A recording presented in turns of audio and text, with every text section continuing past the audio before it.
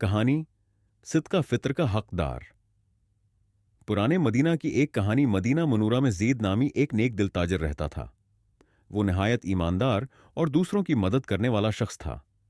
रमज़ान के आखिरी दिन थे और ईद करीब आ रही थी। ज़ीद हमेशा की तरह उस साल भी सिदका फित्र देने का सोच रहा था, मगर इस बार वो चाहता था कि ये किसी ऐसे मुस्तहक को मिले जिसे उसकी वाकई ज़रूरत हो। मदीना की गलियों में तलाश ज़ेद ने अपने मुलाजिम खालिद से कहा, खालिद, मैं चाहता हूं कि सदका फितर किसी ऐसे शख्स को दूं जो वाकई ज़रूरतमंद हो, ऐसा शख्स जो खुद आकर ना मांगे मगर उसे ज़रूरत हो। खालिद ने सिर हिलाया और दोनों शहर की गलियों में निकल पड़े।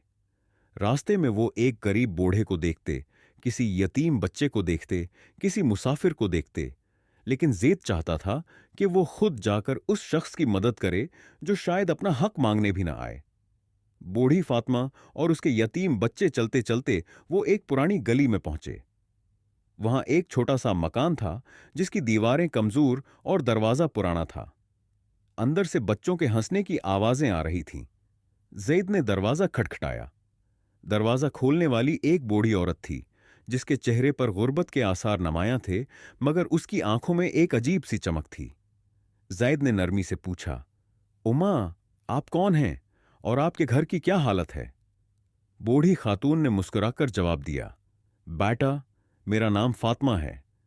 मेरा शौहर सालों पहले दुनिया से चला गया और मैं अपने 3 यतीम बच्चों के साथ रहती हूं।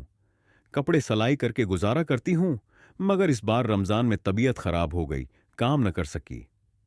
ज़ेद ने हैरान होकर पूछा, तो फिर आपने किसी से मदद क्यों नहीं मांगी? फातिमा ने सिर झुकाकर कहा, बेटा, मैं अल्लाह की रिजा में राजी हूं। कभी कभी फाका भी हो जाता है, मगर बच्चों के सामने हमेशा खुश रहती हूं ताकि वो अल्लाह पर भरोसा रखें। ज़ीद का इम्तिहान। ज़ीद की आंखें नम हो गईं। वो समझ चुका था कि ये वही लोग हैं जिनके लिए सिदका फित्र फर्ज किया गया है। ऐसे लोग जो सवाल नहीं करते मगर हकदार होते हैं। ज़ीद ने अपनी जेब से रकम निकाली और फातिमा की तरफ बढ़ाई। उमा, ये आपके लिए सिदका फितर है। अल्लाह ने हमें हुक्म दिया है कि हम उसे इन लोगों तक पहुंचाएं जो वाकई जरूरतमंद हैं। बूढ़ी फातिमा ने मुस्कुराकर रकम लेने से इनकार कर दिया। बेटा, मैं किसी से मांगती नहीं और मेरा गुजारा अल्लाह के दिए हुए पर हो जाता है।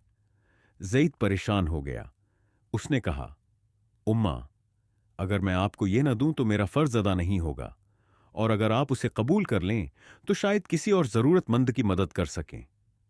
यह सुनकर फातिमा ने कुछ लम्हों के लिए सोचा, फिर रकम कबूल कर ली और आंखों में आंसू भरकर दुआ दी।